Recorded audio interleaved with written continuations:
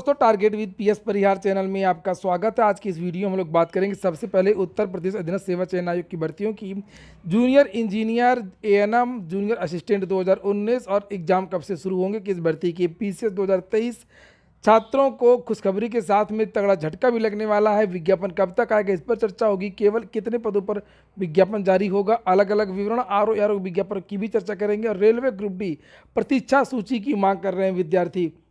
आगे बढ़ने से पहले एक सूचना उन विद्यार्थियों के लिए है जो विद्यार्थी बीएड संयुक्त प्रवेश परीक्षा की तैयारी कर रहे हैं। वे सभी अभ्यर्थी चक्षु प्रकाशन की इस बेस्ट बुक को ले सकते हैं, जिसे आप लोग यहाँ पर देख रहे हैं। इस पुस्तक में 2700 से ज़्यादा महत्वपूर्ण प्रश्न दिए हुए हैं और साथ में 6 सॉल्व पेपर भी मिलेंगे 2017 से लेकर के 22 तक के। सभी कापी किताबों की दुकानों में चक्षु प्रकाशन की ये बेस्ट बुक आपको मिल जाएगी। और अगर आप लोग ऑनलाइन मंगवाना चाहते हो तो उसकी लिंक मैंने डिस्क्रिप्शन बॉक्स में दे दिया है, वहां पर जाकर के आप लोग ऑनलाइन भी मंगवा सकते हैं। हाँ, एक बात और कि बीएड संयुक्त प्रवेश परीक्षा की संपूर्ण स्टडी गाइड भी आती है और बीएड संयुक्त प्रवेश परीक्षा के लिए यहाँ पर आप लोगों को मॉक टेस्ट सीरीज भी आती है, यानी कि प्रैक्टिस सेट भी आता है। इसमें 3900 से ज़्यादा बहुविकल्पी प्रश्न है, 6 सॉल्व पेपर हैं और 15 प्रैक्टिस सेट मिलेंगी। इसकी भी लिंक मैंने डिस्क्रिप्शन बॉक्स में दे दी है। शुरू करते हैं और हम लोग बात करेंगे सबसे पहले उत्तर प्रदेश अधीनस्थ सेवा चयन आयोग की। यूपी SSSC के एग्जाम मार्च से शुरू हो रहे हैं, लेकिन मुझे जानकारी ये मिली है कि अप्रैल के महीने से प्रत्येक महीने कम से कम 2 परीक्षाएं होंगी।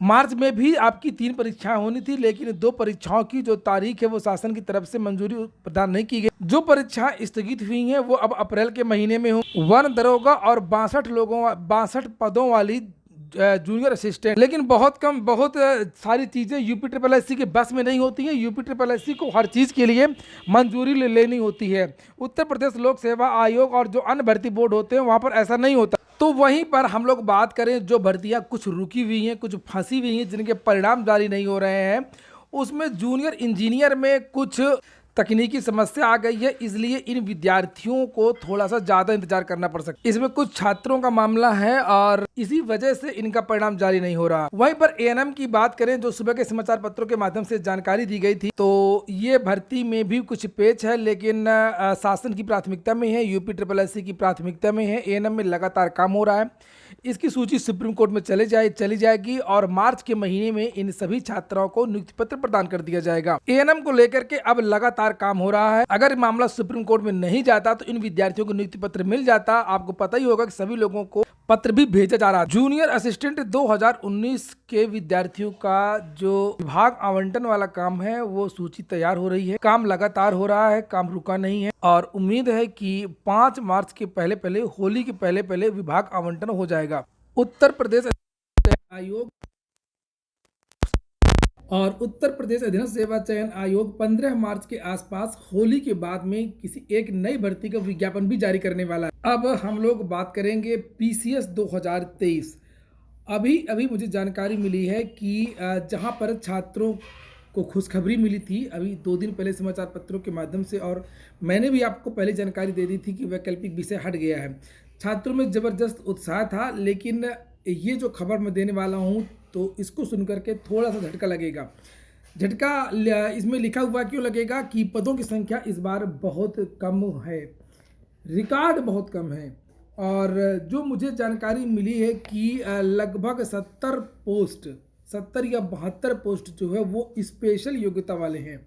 अब आप यही से समझ जाइए कि विज्ञापन आपका निकलेगा लगभग 160-70 के आसपास, 150 के आसपास। ये आज की स्थिति है। अगर सोमवार या मंगलवार को कुछ और पद आ गए विज्ञापन जारी होने तक तो वो एक अलग बात है। विज्ञापन को लेकर के लगातार उत्तर प्रदेश लोक सेवा आयोग में काम हो रहा है। विज्ञापन से पहले एक विज्ञप्ति निकलेगी जिसमें बदलाव के बारे में भी आपको जानकारी दी जाएगी, ऑफिशियल जानकारी दी जाएगी और उम्मीद है कि सोमवार या मंगलवार को वो विज्ञप्ति जारी हो जाएगी और उसके बाद में फिर आपका विज्ञापन जारी होगा। तो हम लोग बात कर रहे थे कि कितने पद हैं पीसीएस में। तो एग्जीक्यूटिव के बारे में जो मुझे जानकारी मिली है कि लगभग केवल 60 पद के आसपास थे। ये आज सुबह तक की न्यूज़ है कि लगभग 60 पद एग्जीक्यूटिव के थे और 72 जो पोस्ट 70 या 72 जो पोस्ट है वो स्पेशल योग्यता की पोस्ट है। तो ये शासन की उपेक्षा है और अधिकारियों का मनमानापन है विभागों का, जिन्होंने जो अधियाचन है वो भेजा नहीं है। और ये इसकी पुख्ता जानकारी मिली है कि बहुत सारे विभागों में बहुत ज़्यादा पद रिक्त हुए हैं। आप लोगों ने भी देखा होगा कि जितना ज़्यादा प्रमोशन अभी हुआ है पिछले साल, उतना प्रमोशन पहले कभी नहीं हुआ है।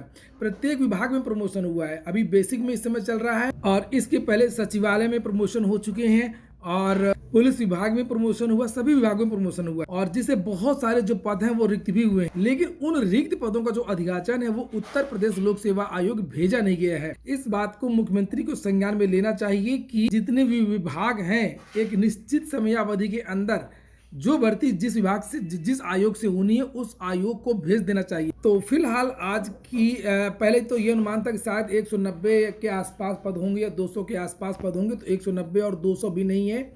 उम्मीद थी कि शायद हो जाएंगे लेकिन ये हो नहीं पाया और लगभग 160 या 150 के आसपास ही पद अभी हैं। कुल मिलाकर के कंपटीशन तगड़ा होने वाला है। वहीं पर बात करें आरओ एआरओ का, तो हाँ आरओ एआरओ का जो अधियाचन है लगभग 200 पदों का अधियाचन आ गया है, लेकिन काम इसमें कुछ भी नहीं हो रहा अभी, क्योंकि आयोग अभी पीसीएस में लगा हुआ है, साक्षात्कार में लगा हुआ है। और आरओ एआरओ का जो विज्ञापन है वो मार्च में नहीं आ रहा है, इसकी भी जानकारी मिल गई अभी। आरओ एआरओ का जो विज्ञापन है वो या तो अप्रैल में आएगा या अप्रैल के बाद आ सकता है, लेकिन इस साल आरओ एआरओ का जो विज्ञापन है वो आना तय है। और ये भी तय है कि पीसीएस में प्री होते होते 14 मई तक जो ये पदों की संख्या है वो निश्चित तौर पर बढ़ने वाली है। और अब हम लोग बात करने वाले हैं रेलवे ग्रुप डी प्रतीक्षा सूची की मांग। आज विद्यार्थी सुबह से रेलवे ग्रुप डी के लिए एक ट्विटर अभियान चला रहे थे। ये देख सकते हैं रेलवे ग्रुप डी वेटिंग 2। और अभी 20 फरवरी को विद्यार्थियों ने रेलवे की नई भर्ती के लिए भी एक बहुत बड़ा अभियान चलाया था और विद्यार्थियों को ये कहना था कि 5 साल से भर्ती का विज्ञापन जारी नहीं हुआ, रेलवे का विज्ञापन जारी हो। और वहीं पर आज इन विद्यार्थियों ने रेलवे ग्रुप डी की वेटिंग लिस्ट की बात की। ये आप लोग देख सकते हैं, ये आज के ट्वीट है। विद्यार्थियों ने बहुत सारे आज ट्वीट किए और शाम को लगभग 5:30 बजे तक 1 मिलियन ट्वीट हो गए थे। ये पुराना स्क्रीनशॉट है लगभग 4 बजे का, जिसमें आप लोग 9,71,000 ट्वीट विद्यार्थियों ने किए थे। उसके बाद में यहाँ पर आप लोग देख सकते हैं थोड़ी देर बाद लगभग 6 बजे 8 लाख ट्वीट हो चुके थे।